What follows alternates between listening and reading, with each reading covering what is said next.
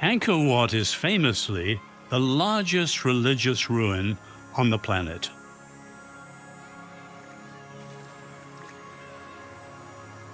The temple is situated facing westward, which is somewhat unusual, and is built to mimic the universe, according to Hindu understanding.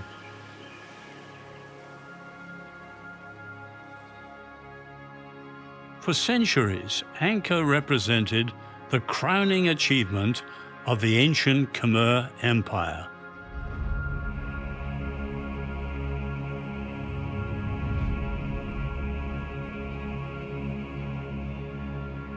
And yet, for all its splendor, it was eventually abandoned.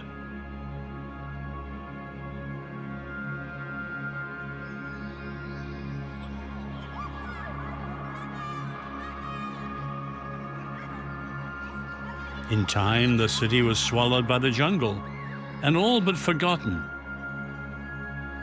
until it was rediscovered by Europeans not so very long ago.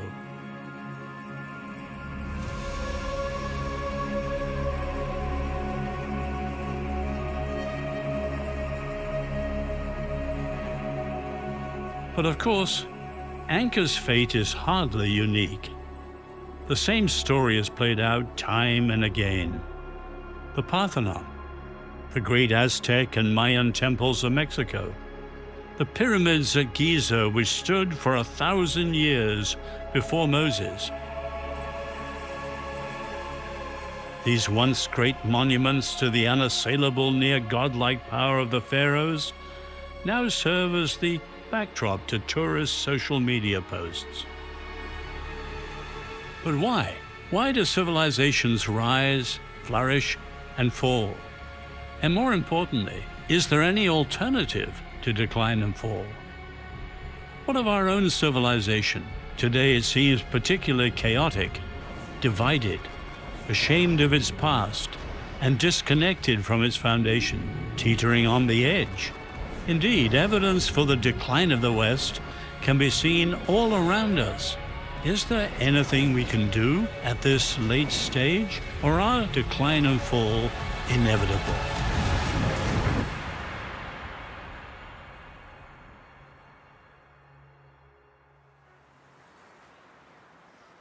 I'm now in my 80s, and I've decided to retrace a journey I first made in my 20s, but this time with the perspective of all that has happened since then. I've spent my career, some 60-odd years, thinking, studying, debating, and writing about the great questions of human existence. I consider this the calling God has placed on my life. And yet, the questions I've spent my lifetime wrestling with have never been more urgent than right now. I believe that we are at a civilizational moment. What do I mean by that?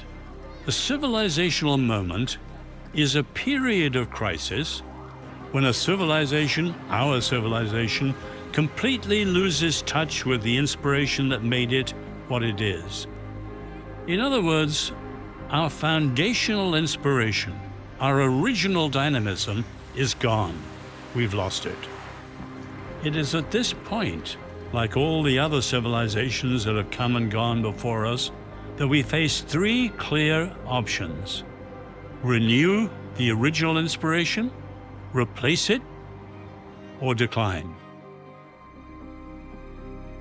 That's why I've come to Rome, perhaps the world's greatest monument to civilizational decline and fall. There is no question that once again the crisis is most urgent and the hour most advanced here in Europe. I've come back to reflect on the clarity and courage that we need in this troubled time.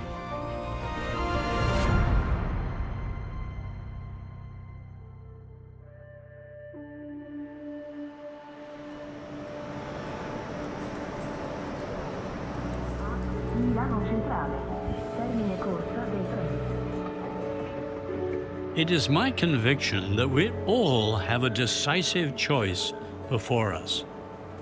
Of course, I'm not alone in sensing the gravity of the moment. It's in the air. We're all feeling it at some level. To begin my journey, I'm meeting 3 friends, cultural experts, who've given great thought to the special role Western civilization has played in creating the world we live in today. Baroness Philippa Stroud, a member of the British House of Lords and co-founder of ARC, the Alliance for Responsible Citizenship. The Honourable John Anderson, a former Deputy Prime Minister of Australia and a much-followed podcaster and political commentator. And Sir Neil Ferguson, an eminent Oxford and Harvard historian and senior fellow at Stanford University's Hoover Institute. Civilizations, I think, are things that over time are passed from generation to generation. You might call them the operating system of a society. Well, if a civilization is a culture where people share values and ideas and beliefs, and that culture becomes significant enough to be, if you like, recognized historically and in its own time as dominant. When I look at the world over the last 500 years, it seems to me that we can tell a story in which one complex of ideas and institutions came to be very dominant over the others. Those countries of Western Europe, with a predominantly Christian heritage, had become very distinct in their ways of doing things from the other civilizations that they encountered when they traveled around the world. Western civilization really born with a lot of influence from the old thinking from the Greco-Roman world, but particularly fused with the very significant insistence that we find in Christianity of respect for a higher authority and the sort of morals that go with it, but also this absolute insistence that every individual has worth, has value, has standing, because they're made in the image of a creator. The most extraordinary building block and foundation stone of the West is the dignity of every single human being. I mean, that's a profoundly radical thought. Obviously, that came out of the Judeo-Christian foundation, and that truth sent ripples and waves right the way through our civilization. It was the turning point and the foundational building block of everything that we know today.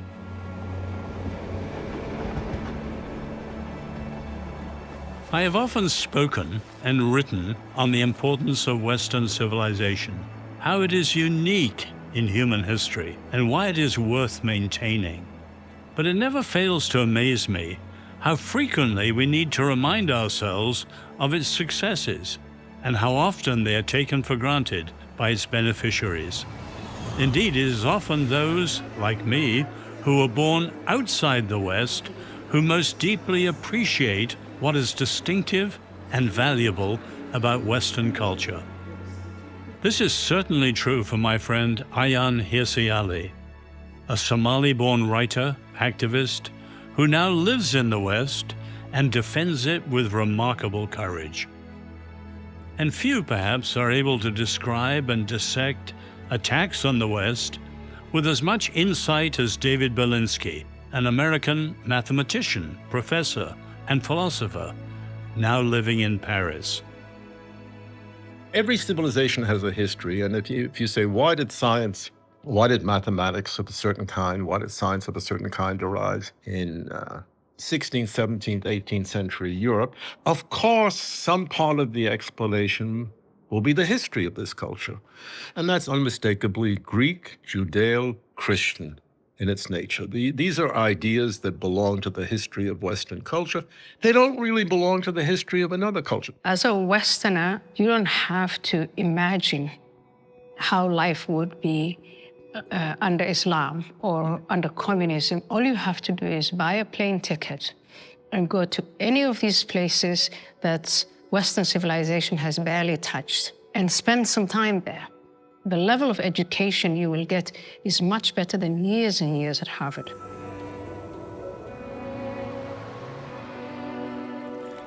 For me as a child, I remember up until I came to the Netherlands, leading a life of never having enough of anything. There were always conversations about food, about water, about electricity. Don't even get me started on diseases. We were dying of things that the West had completely forgotten about.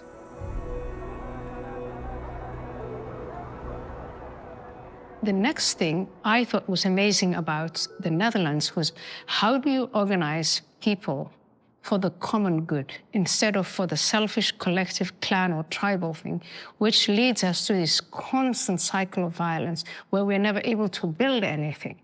How can we create something that's sustainable? Again, the West did a really fantastic job of that. When Alexis de Tocqueville came to the United States in the early 19th century, he was amazed to see the strength of American local communities. Americans do all these things for themselves. They have associations. When a problem arises, they don't expect the government to come and deal with it. And in his eyes, that was what made American democracy so vibrant, this local associational life. But he also noticed, as Max Weber did later when he came to America, that religion played a pretty important part in knitting America's widely spread out communities together.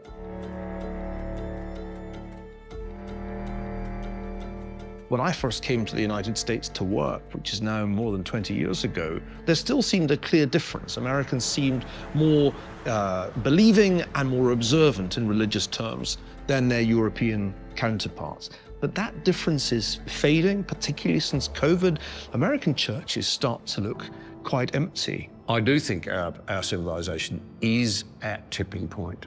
And I think our options are very limited, but I think we can already see that the alternative fuels that we've tried to put into the great engines of democracy have failed. The great engines really were the Judeo-Christian concepts of accountability to a higher authority, coupled with doing the right thing by your neighbour, loving your neighbour. They've been massively diminished. And in the name of identity now, it's all about me. I am God over my life. I will choose who I will be. My identity is mine. You will be deeply offending me if you dare to challenge that identity. And that fragmentation has made it extremely difficult for leaders in a democracy to appeal to a common good, to a common weal. We're living through a kind of radical dismantling of social bonds. Families are not so tightly knit as they used to be. Workplaces have in many cases faded away. People work from home, which is a complete contradiction in terms by the standards of, say, the 1950s. And religious communities are much, much weaker than they were before. Is it any wonder that there's this great wave of despair? I don't think we can blame it all on smartphones and social media. It's much more profound than that. Radical individualism, the new fuel that we've tried to put into the machine, has it coughing and spluttering and looking like it's going to die. And people ought to be utterly realistic. This will not be fun if we allow ourselves to go down that road.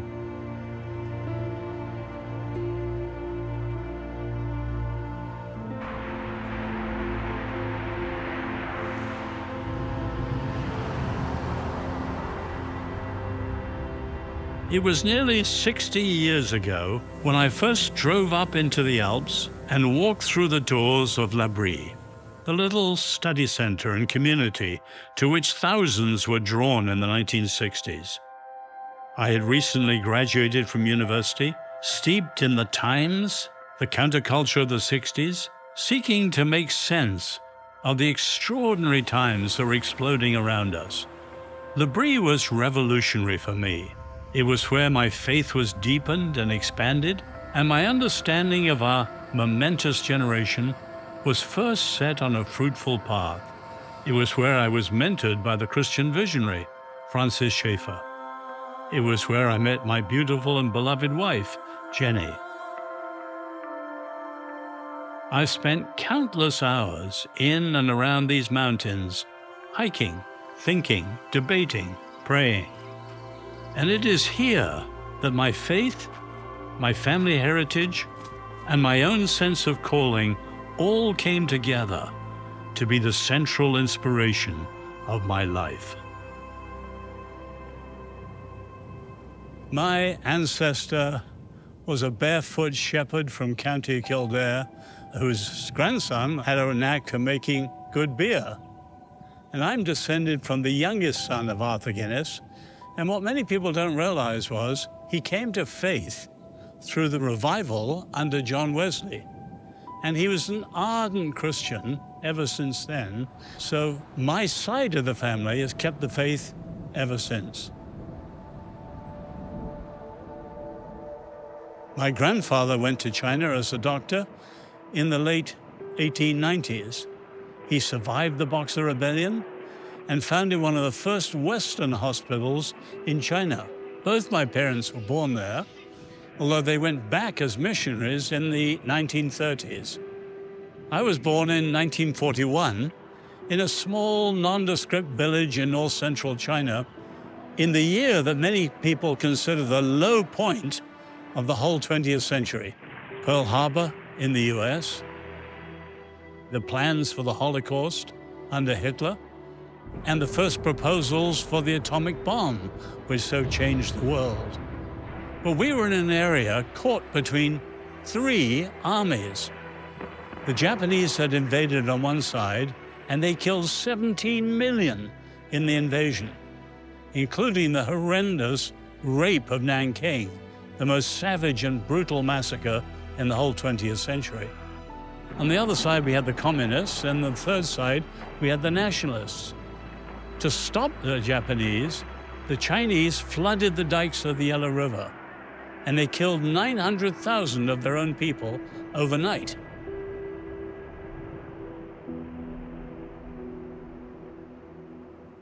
We were caught in a terrible famine in 1943. 5 million died in 3 months. My mother was a surgeon, but there was nothing she could do. There was no medicine, no food. There was cannibalism, people selling their children for an evening meal. And when my parents and I joined the refugee crowd looking for food and shelter, there were 10 million on the road. But we made our way slowly to the west of China and then flew over the Himalayas into India, which was British, and so escaped that way. But as soon as the war was over, we went back to China and to Nanking, Nanjing today. It was the capital of so-called Free China, where you could feel the Red Army coming closer and closer and closer, and the fear mounting.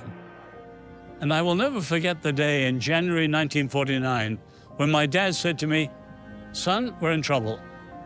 Chiang Kai-shek has just abandoned the city to the Red Army. We're at their mercy." And in they came. They festooned the town with loudspeakers, and in the morning, there were trials, in the afternoon, executions. We were there during the first 2 years of the Reign of Terror.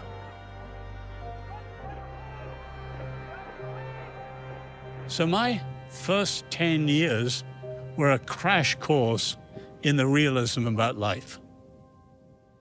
War, violence, revolution, famine, death. I'd seen dead bodies all over the place. And then, of course, the realism politically of what the Marxists are really like when they gain power. Their revolutions never succeed. Their oppressions never end. And their promised futures never arrive. And that, of course, is the story of the history of Marxism. And I saw it firsthand as a boy, and I will never forget it.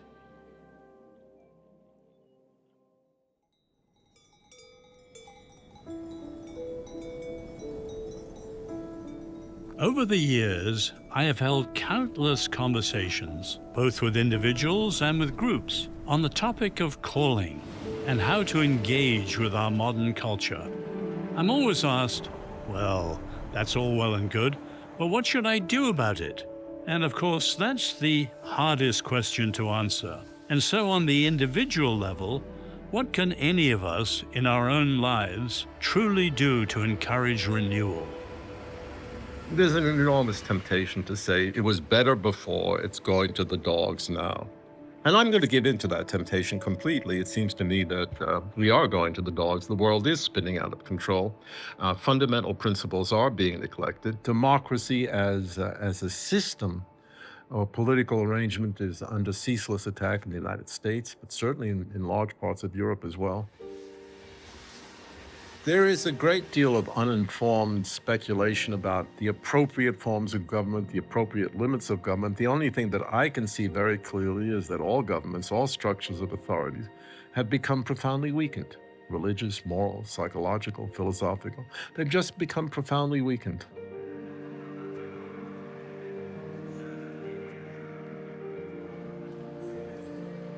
The West has a great deal of material prosperity. Economically, militarily, culturally, all of these areas, the West is the biggest winner. But when it comes to identity, who am I, and what's the meaning and purpose of life? Why am I here, and what am I going to do with the rest of my life? What am I going to leave behind? The West seems to have dropped that ball. And they've done it in the most dangerous time for, I think, all humanity. Identity politics, wokeness, political correctness, all the current shibboleths and cliches, which are hard to define but meaningless nonetheless. We all understand what it means to be woke. We've emphasized what's bad about us. We've emphasized everything in Western history we can find that is awful. And everything else that is good, we're just letting it go. It's always easy to have dumb people running things, because there are a lot more dumb people than smart people. And unfortunately, gaining access to power in a democratic society is not necessarily a function of intelligence.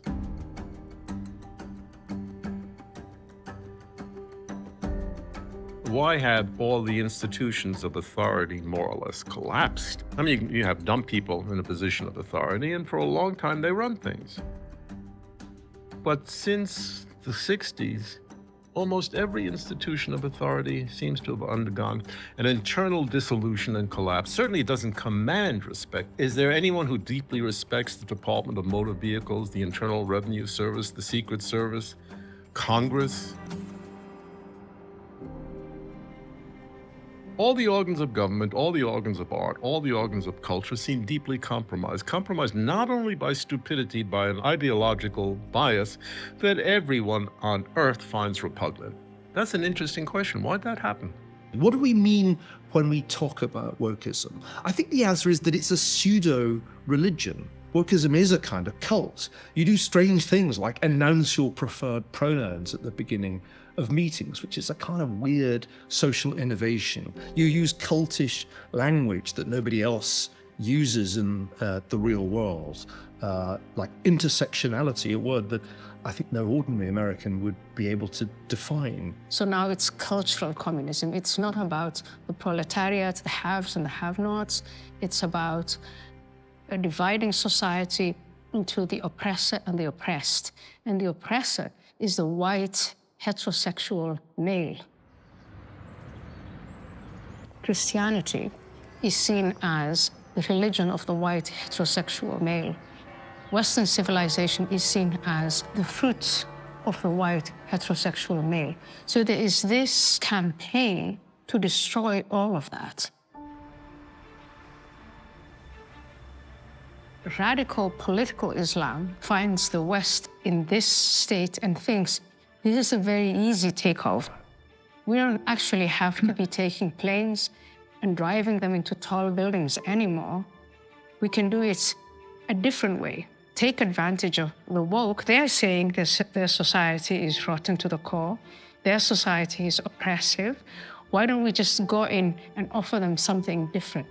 To my amazement, radical political Islam is settled in Europe and in America. Europe is increasingly looking more and more like Mogadishu. It certainly should be a moment of deep reflection, but it's also a moment of danger because we see what's possible in the unraveling of a civilization.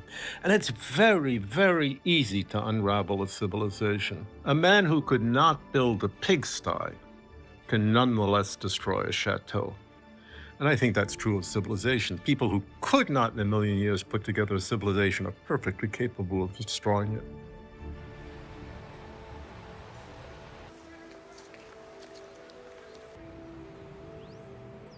here we are in Paris. And the French Revolution in 1789 is one of the volcanic events that have helped to shape the entire modern world. The climax of the American Revolution was 10:30 a.m. on October 1781 at the siege of Yorktown. And the British troops, when they were ordered to surrender, they were asked to play the tune, "The World Turned Upside Down." And that was actually a Christian view of revolution from the English Revolution in the 17th century. God creates order, humans create disorder, so God works on a disordered world to turn it the right way up, and that is revolution. The English and the American revolutions are similar compared with the big later three, which are the French, 1789, the Russian, 1917, and the Chinese, 1949, because the English and the American both came out of roots in the Bible. The American Revolution and the English Revolution take the biblical idea seriously that people, humans, abuse power. So you have the notion of the separation of powers and checks and balances, which John Witherspoon taught to James Madison, and you see very, very clearly in Federalist 51 and in the US Constitution. The French Revolution is utopian, anti-biblical, and anti-religious, and anti-Christian. And there's always a link between utopianism and violence. Because when there's a gap between the ideal and the real, you have to bridge the gap, and you do it by force, coercion, manipulation, violence. And that's why, for example, the Chinese Revolution probably killed 50 to 75 million of their fellow Chinese. So we need to understand what happened here and how it's in complete contrast to the American Revolution. Tragically, many Americans are increasingly aware of radical Marxism and its roots. And in essence, what I'm trying to say to Americans, you came to freedom through one revolution, which had its roots in the Bible, and now you're increasingly following another revolution, which has its roots in everything that rejects the Bible. Americans have to choose which revolution and its principles they're going to follow.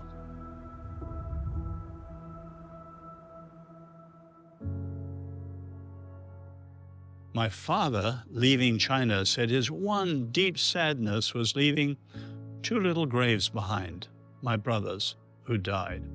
And 4 of our family are buried in China. But I knew why they were doing it and what it cost them, and I knew they loved me. Only the Lord knows why I survived and my 2 brothers didn't. Although humanly, the practical reason was, as we were on the road, and I was very, very sick, as they had been, a goat herd came to my mother, and Chinese venerated Western medicine. And the goat herd said, "Can I come with you and I'll be safe?" And she said, "Of course, if you can keep up."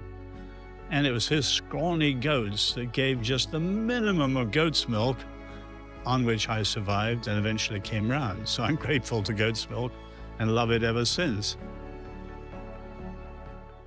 It leaves you with the experience which many survivors have. Why not me? It gives an added impetus to the sense of calling. I owe the Lord inexpressible gratitude for my life when my brothers didn't. There are wonderful poems from World War I, one of them by Lawrence Binion. They shall not grow old as we who are left will grow old. And I often think of that even now in my 80s. They died under 5. I lived. And I've got to make sure that I return my life and serve the Lord in thanks for giving me life when they didn't have it.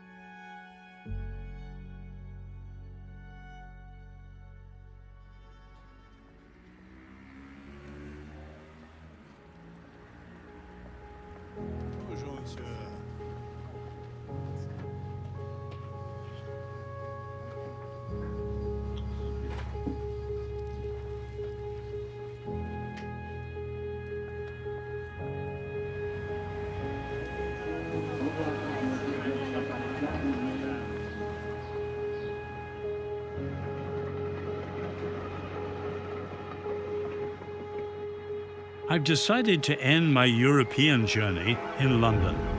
Fitting, perhaps, as nowhere else in Europe can this civilizational moment be more clearly felt than back home here in the United Kingdom. But where the crisis is deepest, there is a new movement of courage rising. I've come to speak with two young men who represent a glimmer of hope for the future. Konstantin Kisin is an immigrant from Russia, turned British patriot. A comedian by trade, he turned to cultural commentary in order to advocate for the truth. And Winston Marshall, an eminently talented musician and founding member of the band Mumford & Sons, who was cancelled for a tweet supportive of a book critical of the BLM movement and the Antifa riots in 2020. I triggered a huge dogpile. Within a couple of days, it was in all the newspapers. It was a segment on Tucker and The View, and under considerable duress, I published an apology letter. The band made me take time away to examine my quote-unquote blind spots. And after a few coming months, I decided that, having really looked into this issue of far-left extremism in America, I had not been wrong, and that those things were bad. And yes, I might have gone against the prevailing thought of the industry, but it was more important to stand by my principles. And you've said publicly that you didn't want to self-censor, but you must have had some strong alternative on which you wanted to stand.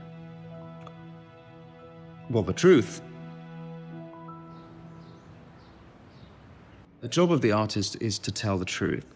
I couldn't continue having been part of this lie, and I also knew that the truth could be damaging to the band professionally. And so it seemed that the only way forward was for me to retract my apology, stand by what I'd originally said, and to save them the trouble, move away from the band. Do you see this radical, in this case Marxism with BLM, as a wider problem with European young people? Absolutely. This is the most evil ideology that Europe has ever come up with. It's more evil than Nazism because it killed more people. Some reason we have not educated our children on Marxism. I wonder how many kids really even know about Mao. Marxism is the opposite of, it's anti-human, and yet it's extremely popular, and it's an idea that doesn't die. You have radical Marxism, cultural Marxism. You have the sexual revolution. And now you have Islamism. So those same three radical forces are powerfully in America. And in education, they've gaslighted American history. So many Americans no longer are proud to be American or have confidence in their history. You know, we are racist, xenophobic, imperialistic, and all the nasty things that are said. I always say to people, I love this country, and I say so publicly, which is how you know I'm not really British.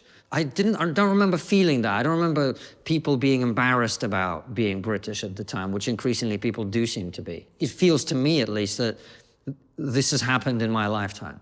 For me, it was probably around 2015, 2016, when I just started to notice that some of the things that people were saying were just like, they made zero sense to me. They would say, oh, you know, the reason half the country voted for Brexit is because they're all racist. And I was like, I've lived in this country as a foreigner my entire life. Someone's been rude to me once because I'm foreign. That's fewer times than someone's been rude to me in Russia. A lot of people are so brainwashed into this way of thinking, and everything that they're being told is so decontextualized from history. What to you is the heart of the best of the West? The thing that really stands out to me experientially is the sanctity of the individual. It's the idea that actually every person matters. And this is simply not true in every other place in the world.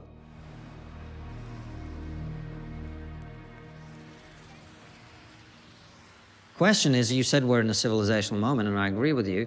I think the West is in danger of causing its own decline by losing its confidence in itself.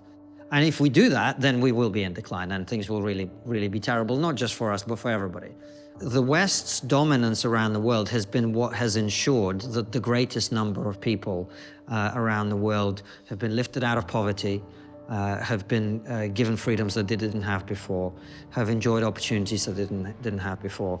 We are the greatest civilization in human history. This is an undeniable fact. And we still have everything we need to remain that, should we choose to do so. People are terrified to tell the truth. And we have a society of cowards. And it's time for people to stop caring and to put the truth first, because it's a fast track to totalitarianism. All the other threats that we face would be dramatically diminished if we took ourselves and our values seriously, and we're prepared to stand up for our values, to advance those values, to believe in them, to teach them to our children, to encourage them to see the society from which they come as a good society, as a society that has merit, that has delivered things for its own citizens and the rest of the world. And there's such evil that's being done because people are scared to speak up. Look what's happening in trans ideology. We're butchering our children at the taxpayers' expense. Look what is happening with the grooming gangs in this country. Politicians, the police themselves, and the media are terrified to talk about the tens of thousands of white girls who have been raped, and some of them killed because they are white, because they're scared of it being politically incorrect, seeming racist. Do you realize what evil is being done because you don't have the courage to speak up? We have weakened ourselves spiritually more than anything. We can't survive a loss of that belief. It's time to start painting all of this postmodernist, relativist, the West is evil, all cultures are equal, or whatever. It's time for that to become the stale, old, boring narrative, and for the next generation of young people to rebel against that. I actually really care that we're losing our civilization, and my concentration is more on our country. I'm very patriotic. I don't want it to be our generation that Britain was lost, and that means we've got to fight for it. As my journey in Europe draws to a close, I am left with a profound sense of the magnitude of the crisis. A crisis that now faces every one of us, whether we realize it or not. That we, on an individual level, will all need to engage with the urgency of the moment. To pursue the more practical side of renewal, I have decided to continue to the United States, to Washington, D.C., in order to meet with my friend John Stonestreet, whose whole life is dedicated to just that goal.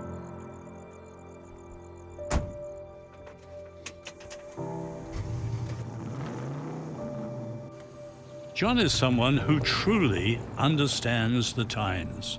In many ways, he and I are similar, although he has the advantage of youth. As president of the Colson Center, his mission is to equip people to live with clarity, confidence, and purpose, and with the lens of a Christian worldview. John has reached millions through his speaking engagements and his Breakpoint radio broadcast. He too has been called to think and write about where we have been, where we are, and where we are going.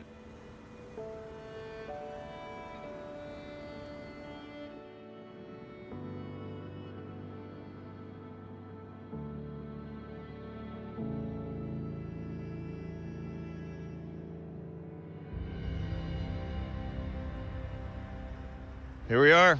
Are we going this old crate? You don't like my truck? Oh, my word. Oh, come on. It'll be an adventure.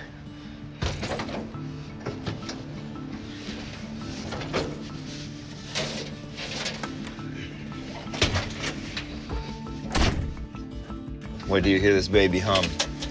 No seatbelt in this There's thing? a lap belt down there. What could go wrong?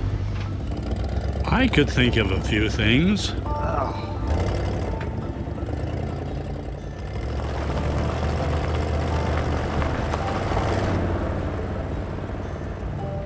there does seem to be something different about today. A generation ago or 2 generations ago, when people were starting to notice, oh, we've detached from truth, we've detached from God, we've detached from the sources of human dignity. That's really my concern. It just seems like, wow, there are a lot of people feeling the loss of meaning, the loss of truth, the loss of identity, the loss of any purpose or calling to life. They're kind of feeling it up close and personal in a way that a generation ago they really weren't.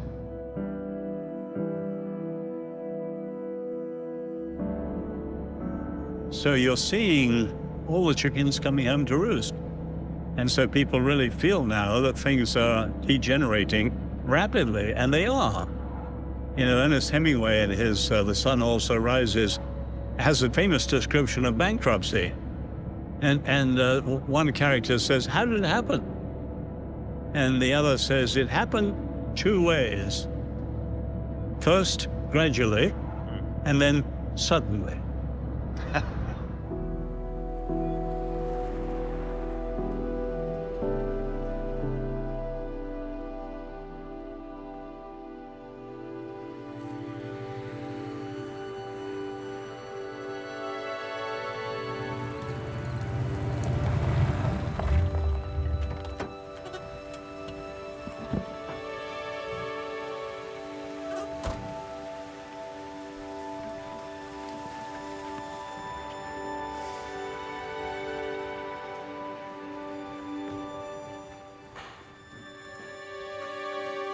John, I brought something to show you and then something to give you. This is very special to our family, a family treasure. This is William Wilberforce's best-selling book in the early 19th century, sold in the hundreds of thousands, called Real Christianity. But he's written the book and signed it, but more importantly, in the front is a letter written by the great man to a young couple he saw getting married. And he says, I want you to know the change in my life. But what's moving to me is when I saw the date, just a few months before he died. So the great man is still fighting slavery, and it was abolished 3 days before he died. But he's still reaching out in terms of his faith, and that is the best of the Christian faith, the best of evangelicalism. People who are actively engaged in life through their callings, but also prepared to share their faith in a wonderful way. John, I brought you a gift for yourself to keep. It's a copy of the great man's book we came across in an antique shop in Paris. Oh, wow. And I know you'll treasure it. Oz, this is incredible. Thank you. I know we all think, well, I'm no Wilberforce. There's not a real difference that I can make. But that's just not true. We can make a difference in the world. And we're in this time and place in history because God wanted us there. After this incredible journey you've had, here we are kind of in the area where I grew up. And I have learned so much from so many people talking about the large civilizational issues and really the crisis that the West is in. And I just am more convinced than ever this is now being felt on an individual and personal level. It's kind of what I learned as a theoretical, analysis of Western culture is being experienced by a lot of people as an existential loss of truth, of identity, of meaning and purpose. What is the way forward in this moment? Well, you're right, John. I first came to the US more than 50 years ago, and in many ways where we are today is unrecognizable. So on our journey across Europe, tried to convey a biblical view of the sense of time and history, the moment, and then to look at the Western crisis, the way the West was inspired and shaped by the Christian faith, but has repudiated the inspiration that made it, and the Bible, the book that made it. And then look at the American crisis and see how the inroads, say, of secularism, postmodernism, cultural Marxism, other things have come in, and as you say, turned the world upside down. There's something as deep as the human experience goes that we're missing. And so it's not going to be a political solution. It's not going to be an economic solution to this. We have to go back to what is true. Doesn't that require that we do more than just kind of know the truth and believe the truth? I mean, we got to love the truth. We've got to embrace the truth. We've got to live the truth. It's got to be more than just kind of a theoretical concept that we assent to, but what does it look like? What kind of people are people who choose truth?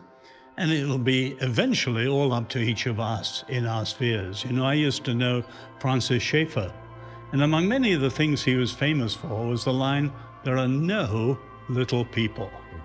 In other words, every single one of us counts. We all matter. Everyone made in the image of God. Everyone, everywhere, in everything, it can turn around.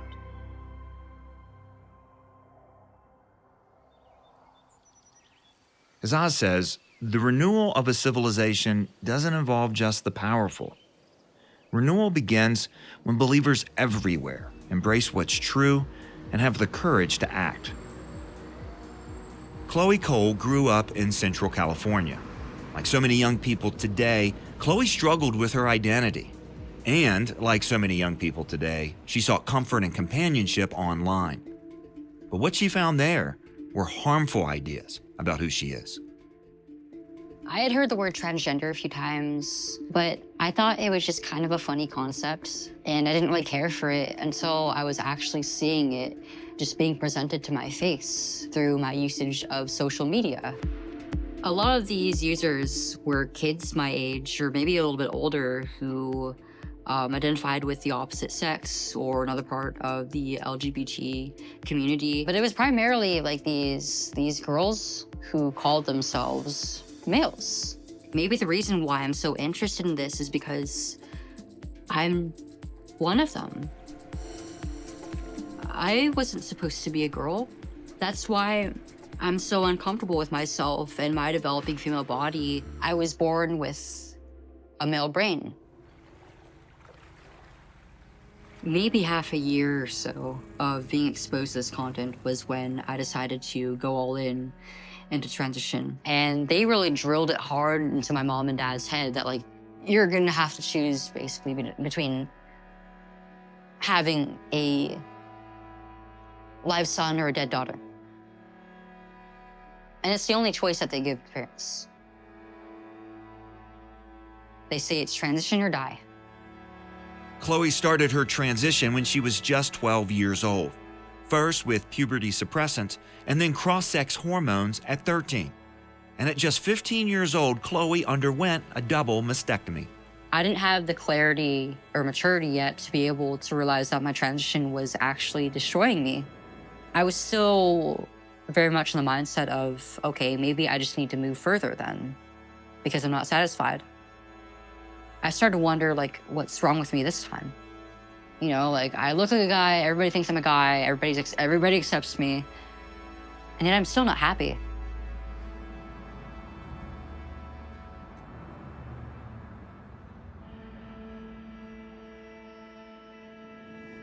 Jack Phillips is a man of family and faith.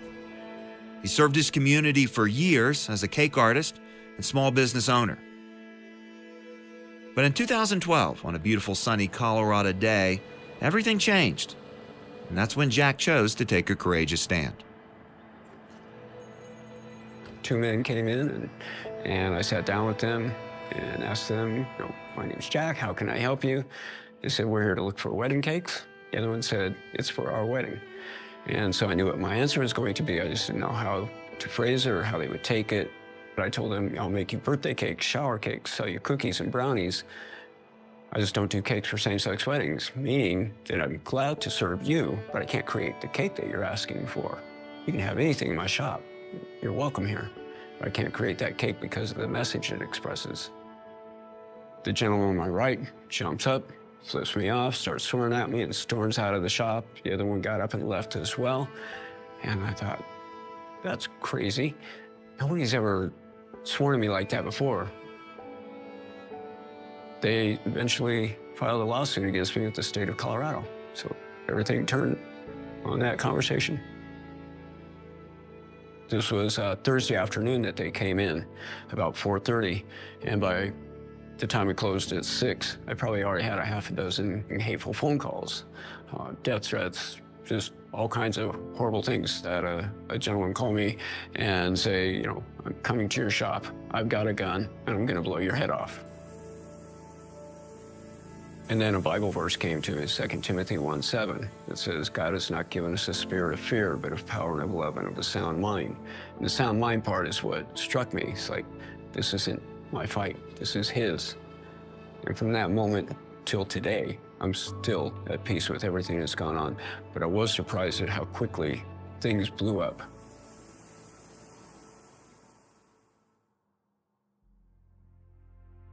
Katie Faust was a pastor's wife, living what she calls the safe and comfortable Christian life. Seeking a deeper faith and purpose, God called Katie to become a voice for the most vulnerable members of our society. And that's when Katie became an advocate for the rights of children. So God led me on a journey of being able to confidently hear his voice. And he would do it through really high-risk requests. So one of them was when he told us to leave Spokane. And that didn't make any sense to me because I had put the roots down deep. I thought we were gonna be there forever. And I was just mourning and grieving. But I knew clearly that we were supposed to leave. And then God told us to adopt Benjamin about 6 months after we got to Seattle. And it didn't make any sense to me. We didn't have enough money. The risk of adopting a son with special needs. And because he had tutored me to hear his voice, you know, I opened the Bible and I said, I'm gonna read till you talk to me about this. And I happened to be in Romans chapter 9, so I started reading, which says, I will call them my people who are not my people, and I will call them my beloved who is not my beloved. At that point, you know, you shut the Bible and you're like, all right, let's go. It was the death of my safe and comfortable Christian life. But I am a talker, I'm not a writer. So God calling me to start writing about kids, God made it so clear. If you love me, you will now work to give a voice to the most vulnerable. That was not something I had ever done before. Like, I'm not a great writer. That was a skill I had to learn. So it started as an anonymous blog because I am a chicken. And I didn't want them to come for me or my church or my kids, but I knew that God wanted me to start writing and speaking. And I knew, like he told me early on, this is gonna be beyond you. But I had no idea what that looked like. After the kids went to bed, you know, I'd get on the computer and just write. And I would put it out there, you know, this thing that I had poured myself into, and it would get 7 views. But it allowed me to figure out, oh, this is an area where I need to learn more. And then I got to the place where I had a little more of a following, just because it was a very distinct voice.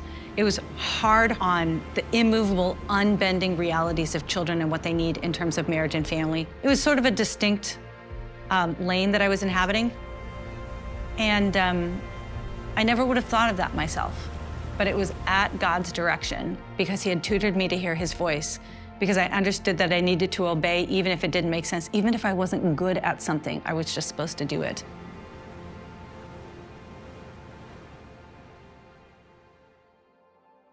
Seth Dillon is the CEO of the Babylon Bee. Seth believes in the power of comedy and satire to deliver important truths in a world of relativism, wokeism, and censorship. But one joke got his company banned from Twitter. So I grew up in the church, Sunday school and youth group, and listening to my dad preaching from the pews, and a complete Christian upbringing. The church is made up of imperfect people, including myself, including my own father, who was a pastor of the church. You know, we're all imperfect. What the satirist is really trying to do is, specifically the religious satirist, is speak truth into the culture using the method of humor. I quote Chesterton all the time, who said that humor can get in under the door while seriousness is still fumbling at the handle. The philosophy behind the Babylon Bee was, you know, people in positions of power need to be held accountable. Comedy is one of the most effective ways to do that. Tyrants hate mockery. And so one of the ways of holding them accountable is to make fun of their bad ideas and the stupid things that they say and do. Yes, it's to make jokes, it's to make people laugh. But there's also a sense in which it goes beyond that to confronting bad ideas so that they aren't taken seriously. Twitter is really where most of the conversations are happening. We were part of the conversation, but they were trying to come after us by making all these rules about what you can and can't joke about. It's not just misinformation. There's topics that you can't make fun of. They're trying to safeguard people by protecting them from humor. USA Today published a headline about how Rachel Levine had been named their pick for Woman of the Year. But we look at that headline and it seems like comedy itself. You've got a man here who's dressed as a woman, and they're awarding this person Woman of the Year. Like, that's insane. It's certainly offensive to women, and it's kind of funny on its own. So we're looking at that and we're like, okay, well, the project of satire really is to caricature things and to exaggerate them. How do we exaggerate this? Like, what do we do to caricature this? This feels like a caricature. And then one of our writers pitched the idea that we just name Rachel Levine our pick for Man of the Year. We knew that there was the possibility of a penalty if we told the joke. We also knew that it was a joke worth telling, and that the ones that they don't want you to tell are the ones that you need to be telling. The next thing you know, Twitter sent us a notification saying that we violated their hateful conduct policy, and we were locked out of our account, and we needed to delete that joke in order to restore access to our account. Ayaan Hirsi Ali was born in Somalia during civil war. When her father was deemed a political criminal, the family fled to Saudi Arabia, and then Ethiopia, and finally, Kenya. There, she was introduced to fundamentalist Islam. Fear-based submission became her family's way of life. As a woman locked in a hopelessly controlling society, she found herself expected to submit to an arranged marriage with a Muslim man she didn't even know. And I say, but I don't agree with you, Dad. I don't think this is the man I want to get married to. He's saying it's God's will. And there, you can't argue with God. You just submit and you obey. And so at the age of 22, I took a train to Amsterdam. I asked, how do I get to an asylum center? And within 4 weeks, the Dutch government gave me a refugee status, which is a permanent status. And I never looked back.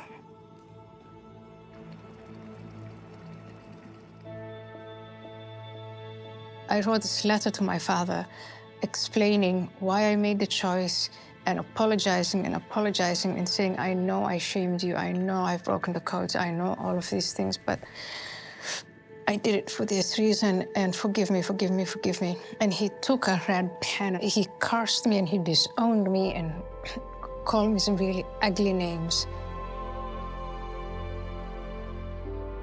And so in 2002, I remember concluding, I'm not a Muslim. Life is just this. It's what you live. This is it. Make the most of it. Ayaan loved the freedom and empowerment she found in the West. For her, Western civilization was remarkably different than her earlier experience, and she dedicated her life to political education. Eventually, she was elected to the Dutch parliament and soon became an outspoken critic of Islam. I remained in public critical of Islam, going from one television show to the next television show, talking about these things. This is going to get you killed. While in Parliament, Ayaan collaborated with Dutch filmmaker Theo van Gogh on a film titled Submission, which exposed and critiqued Islam's oppression of women. After the film's release, a fatwa was issued, and Van Gogh was brutally murdered on the streets of Amsterdam by a radical Islamist. With the knife that was plunged into Van Gogh's body was a note that also contained death threats for Ayaan. As a result, she went into hiding and relocated to the U.S.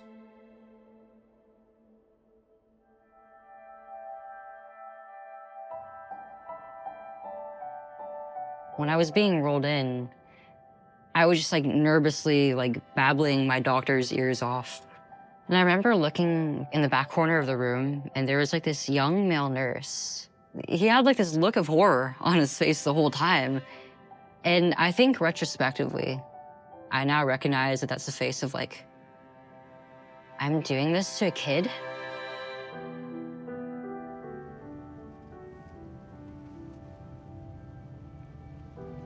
I was not quite old enough yet to drive a car, but I could get my perfectly healthy breast removed.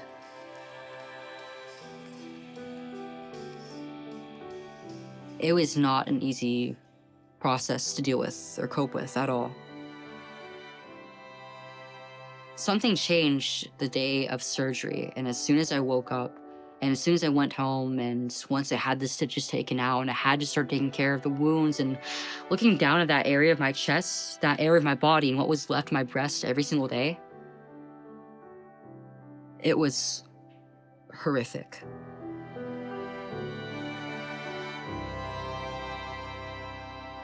I was taking a class in psychology at this point in time, and the end of the course was very focused on family, and particularly children and how they develop from infancy. And one particular lesson involved breastfeeding. And then I had this moment of like, what have I done to myself? This is beautiful. This is incredible. I'm never gonna be able to do it. It woke up something in me, where I began to feel like real, genuine grief and regret just flooding through like a storm. I began to miss the femininity I once had, not just my breasts, but also being able to wear makeup, have long hair, wear flowy dresses and clothing, feeling pretty. Some of the simpler things about womanhood I really just dearly missed. It was like, okay, I'm already like 4 years into this, so there's no going back now, is there?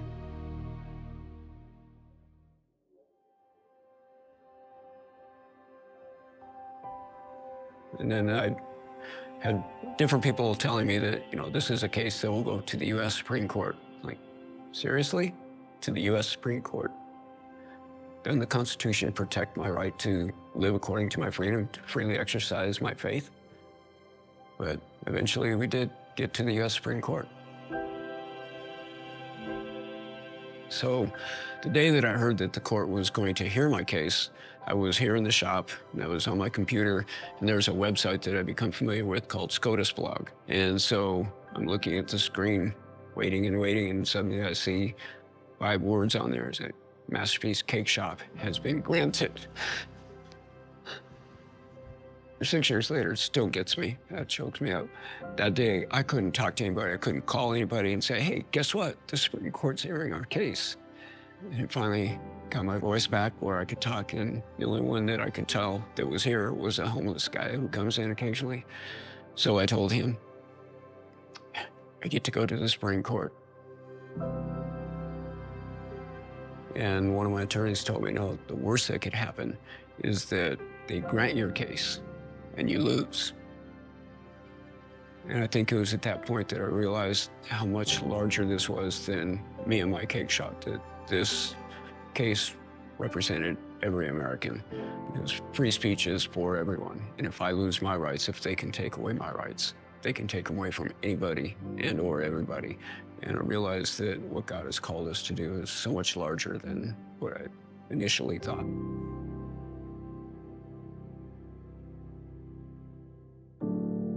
I spent a couple years blogging anonymously.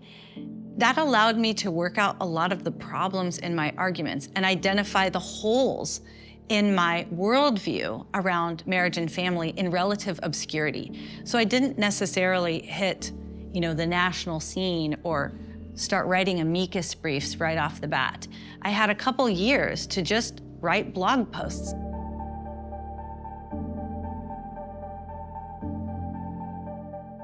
There was a blogger with a massive following, really smart guy, great writer. I had uploaded some picture of myself, and he was able to look at that image and trace it back to an IP address, which happened to be Ryan's computer at church. So he realized that Ryan was my husband, and then he doxed, not me, he doxed the home community leaders of my church. He published the names and addresses of a lot of the major leaders of our church. And in essence, like you need to stop blogging. He literally said, take down your blog and I'll take down the names. It was hard for me to continue if somebody said something mean or said something untrue or a lie about me, but I learned to get over it. But when they target your friends, when they come for your kids, when they write negative Yelp reviews for your church, they are tanking the reputation of the sweetest people. That's the kind of thing that, for me at least, made me go, okay, you got me, I'll totally stop. I won't do this anymore.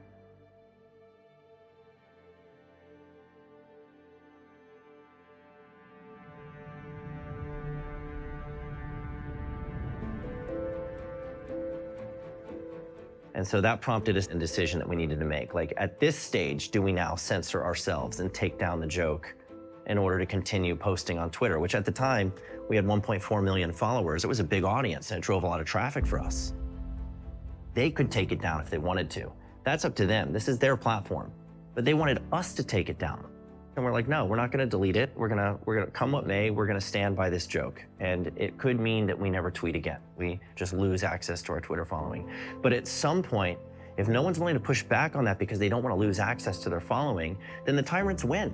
Then they gain control. They only gain more power when we give them more power, instead of trying to take it back by saying, no, I'm not gonna be strong-armed like that. I won't be on this platform if that's how it's going to be. And I put out a statement saying that we weren't going to delete it. We had to make a decision. This is gonna cost us something personally, but this is bigger than us. Somebody has to be willing to take a stand. We have to be able to talk about the issues. We have to be able to joke about them. We have to be able to debate what's true rather than having that dictated to us by the powers that be. And so I worried, is the B big enough? Does it matter enough that people are really gonna care? And right in the middle of me worrying about that, we got a message. It was funny because when you're locked out of your account, you can see messages, you just can't reply to them. So we had this message from Elon that we couldn't respond to. And we're like, Elon Musk is trying to get in touch with us, what do we do? Well, there was nothing we could do because we couldn't message him. And the only way to unlock that and message him would be to delete that tweet. I was very, very hostile to religion in general. For me, the main reason I became atheist was because I thought that's where you find true tolerance. And to my surprise, years later, I find atheist people becoming really intolerant. I was mocking people of faith with my atheist friends. And when we weren't making fun of religion, we were condemning religion because it was a tool for people who wanted power. I criticized the treatment of women in Islam. I criticized Islam's terrorists and terrorism. In the meantime, the FBI is coming every so often to say this is active plot against your life. These people don't forget. It doesn't matter how long you live, sooner or later they'll get you. These are the thoughts that are going through my head, and it's really escalating. And then I met my husband and I had a family, and then I started to feel afraid that something I didn't have before in those years, now I had, and that would be taken away from me. But not only that, the fear, the sense of terror, the regret, the guilt, the shame. And I was really, really afraid. And I just had this fire hose of negative thoughts churning in my head, not letting up. I became very unhappy. And I was managing these thoughts through drinking. It was a glass of wine, it was 2 glasses of wine. I would need more and more of it. I was really turning into an alcoholic. I was coming to depend on alcohol to manage the discomfort, the depression in my head.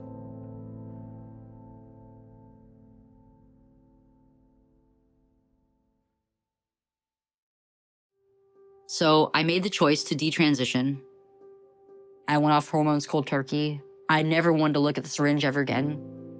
My decision was not one that was made with any sort of religious intentions or beliefs in mind, because at the time I was completely agnostic. I was in deep, deep suffering. And I started to think, if there's a God out there, he's gotta absolutely hate me. I pretty much believed that up until the end of my transition and those feelings began to go away. It wasn't until I began speaking out publicly that I started going on this advocacy journey, that I've connected with a bunch of different Christians, both individuals and groups and churches and pastors and other leaders who have not only given me a place of comfort where I know I'm loved and appreciated, but also have challenged me in my old beliefs and have guided me to the truth. God has been using all of it to strengthen me into the woman who I am now. And it's that newfound faith that gives me a reason to fight. I used to be afraid to speak my mind. My faith in him has given me the strength and the discernment and understanding and compassion that I need. He has called me to put an end to the gender ideology movement.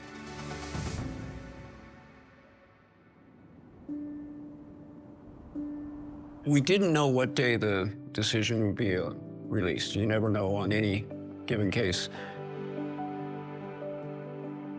A sister had called me and asked if I was following SCOTUS blog. Well, not really, because I'm not expecting a decision for a while. But then I turned on SCOTUS blog and suddenly we have our decision announced on SCOTUS blog that, we had won and the decision was 7-2. I found out by myself in the shop, and so I'm texting people, and then as I'm able to collect myself, people are coming in one at a time, two at a time. They're driving by the shop, they're honking, they're cheering. It was a really fun day. So. On a day-to-day basis around here, we never know what to expect, but we do know that God expects us and empowers us to be faithful to him.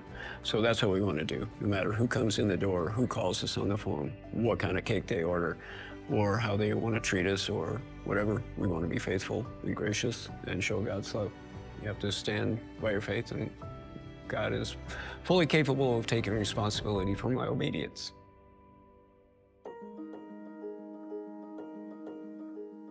So I went to the elders of my church and I just apologized, like on the verge of tears, you guys, I'm so sorry, I can't believe this. And that, our sweet home community leaders are made to pay because I've got this little side calling that I do after the kids go to bed. And I'll totally stop if you want me to. I'm so sorry that I've brought this upon the church. And the men kind of looked around the table and said, or you could keep going. What this blogger tried to do, which was totally take me out, actually enlarged my platform 100-fold. Once I was writing under my own name, I'm like, oh, I could do an interview with you. Oh, I can lead a workshop at the United Nations. Oh, I can go to Australia or South Korea and advocate on behalf of children in front of you. I can submit that amicus brief to the Supreme Court. It wasn't just marriage. It was topics of divorce. It was the rise of cohabitation. It was big fertility, sperm and egg selling, where children were losing their mother or father at the moment of conception. It was surrogacy that allows for custom-ordered designer babies to be shipped worldwide. It was adoption that was skewing to be more adult-centric rather than being about the best interest of the child. Like, in all of these different topics, who was representing the kids? It's devastating for kids when we get these questions wrong, and yet every single conversation, the personal and the political, were obsessively focused on what adults wanted, their feelings, their identity, their desires. It was always the kids who suffered when we got it wrong. Somebody needed to formally represent kids in the culture and in the courtroom, and so, we started them before us in 2018.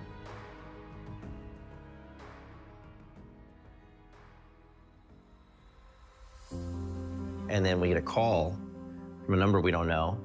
And it's Elon Musk. He dug up our number and called and wanted to talk to us about the situation. He's like, I heard that you were suspended. Why not just delete it to get your account back? What's the big deal? What's the harm in that? And we explained our rationale there that it's a principle thing.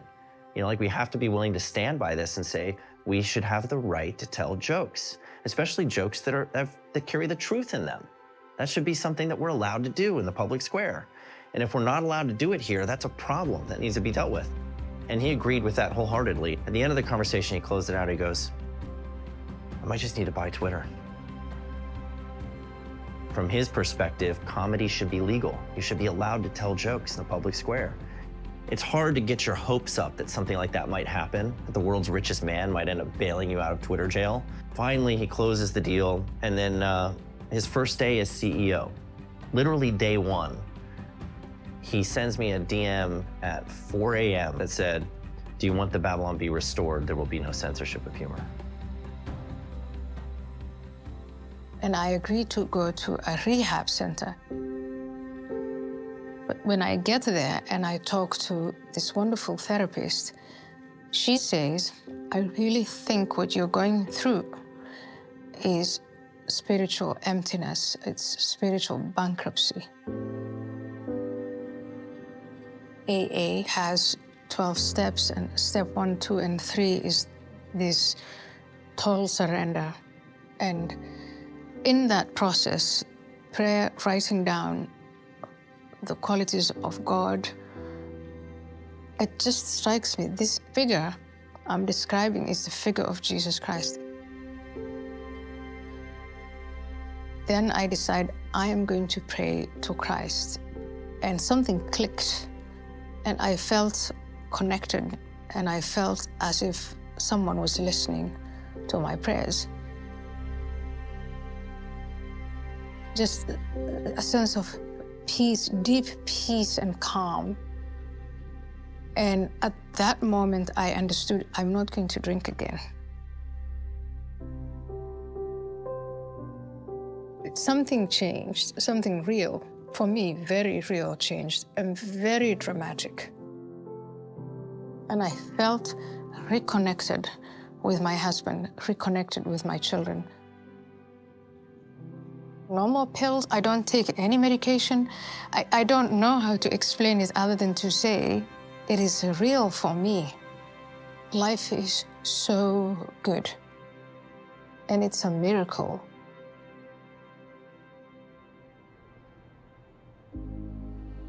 I'm incredibly grateful that I've been given this purpose. I have this gift now that allows me to transform all of the pain that I've been through and all the pain that my family has been through to help others. There certainly is an all-out war right now on reality, reason, truth. And there are many people who are starting to wake up and realize this. Before all this legal stuff started, I can tell you I was sleepwalking through my faith. This has given me the impetus or the courage to share my faith. And if you are willing to stand up, there will be other people who are inspired by that and actually take action and do something about it. All my life, I craved freedom and I craved love. In Jesus Christ, I have found both. The high-risk Christian life is genuinely high risk. But you get to see God's hand working through you in ways that are jaw-dropping. I firmly believe that there's a spiritual war that's happening behind the scenes of all of these kinds of conflicts. And I think that our culture right now is a spiritual desert. I think that people are thirsty. Because it's good news, and people want good news these days. And that good news is the love that God showed us through his son, Christ. There is no my truth or your truth. I've come to the conclusion that Jesus is the truth. For me, surrender to the teachings of Christ means ultimate freedom. So I am finally free.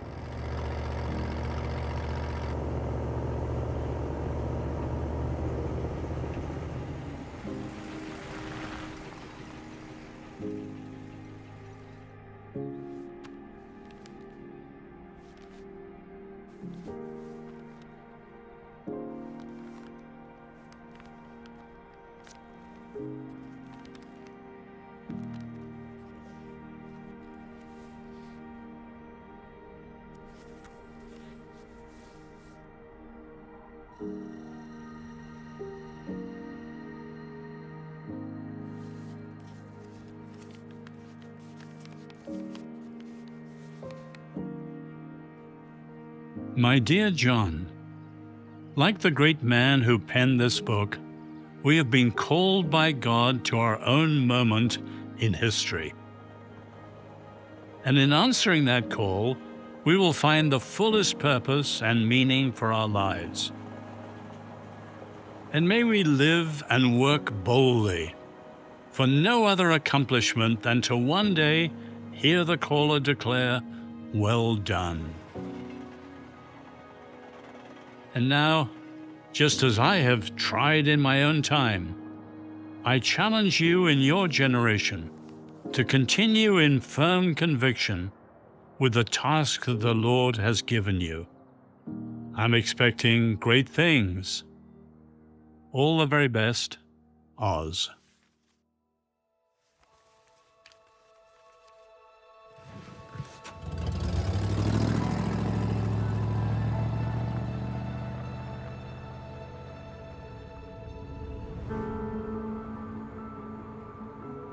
Oz has described our destiny as either our replacement, our decline, or our renewal. Well, as for me and my house, I choose renewal. We're experiencing the most rapid social change in human history. At this civilizational moment, it's time for us to choose. It's time to act. This is not a time to sit on the sidelines. So how then do we live? Well, here's what I know for certain. Love God, follow Christ, know what is true, be a person of hope, discover what God has called you to, and join this battle. Help and encourage other believers to embrace their calling. Be bold, persevere, love your neighbor, hold your family close, pray continually, and just watch what God will do. And remember, you were called to this moment.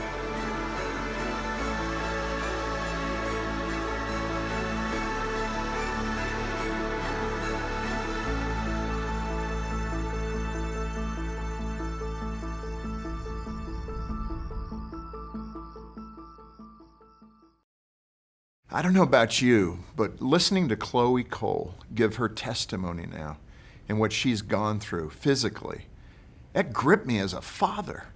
I can't imagine what her dad and her mom went through when the doctors told them, you'll either have a dead daughter or a live trans son. That is just not the truth we're seeking. And I'm grateful that Chloe was able to find a relationship with Christ and get her identity sorted out. How many children are not going to have that opportunity because they haven't heard the truth? And John, all of those testimonies were so powerful. Jack Phillips, you know Jack very well. Well, you know, he took such a courageous stand and didn't know he was doing it at the time. Just one foot in front of the other. That's right. And it became a 13, 14-year journey. I think of really what Ian said there, that she has been set free by the truth. And that's the common theme in all those stories, and that's what Jesus promised. You will know the truth, and the truth will set you free.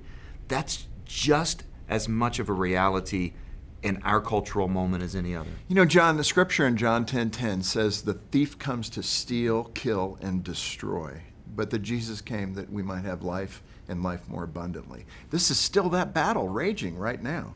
And that's why it's important for the Christian community not to remain silent, not to be bullied by the enemy, spiritually or in this world, to stay quiet. That's what I love about Jack's testimony.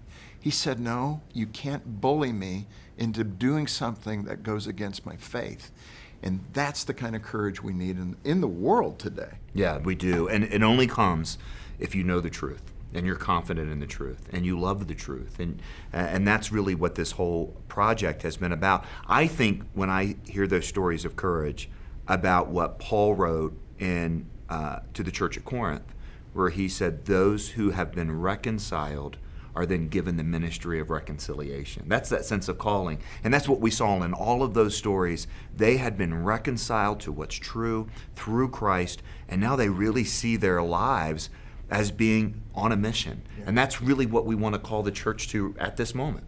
And we understand you're watching this going, okay, what can I do? We get that. Why is this different? Once we watch this documentary, what are we going to do after that? Well, I mean, listen, I think the call is so clear from those incredible stories of courage. How does God want to use me in this time and place? I mean, it's really easy to look at those stories and say, well, that's not me. Those are heroes. And they are. But they're not remarkable people in and of themselves. They all started that same place, right? Yeah, that's right. I think of Jack Phillips just kind of being in his bakery, really good at what he does, and God puts him in a challenging time. But because he has his feet grounded in truth and he has the courage to live that out, the difference that he's made in the world. So the question is, how do we all join that? Yeah. How do we become part of that movement? And that's what Truth Rising, the study, is all about. It's how do we ground our feet in what's true about the world, what's true about our moment, what's true about the human person, and then how shall we live it all out? Hope, truth, identity, calling. It's a 4-part journey into kind of digging our feet deeper into what we need to know and believe and love in order to be ourselves those agents of reconciliation that God's called us to be. And John, you know, we decided early on that we weren't going to charge for the documentary or for the Truth Rising study follow-up. And we did that to lower the barrier. We don't want anybody to say, I can't afford to see it or to do the study.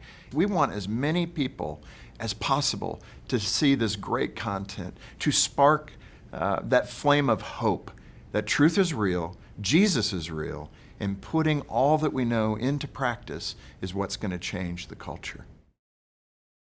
For more information, scan the QR code or visit truthrising.com.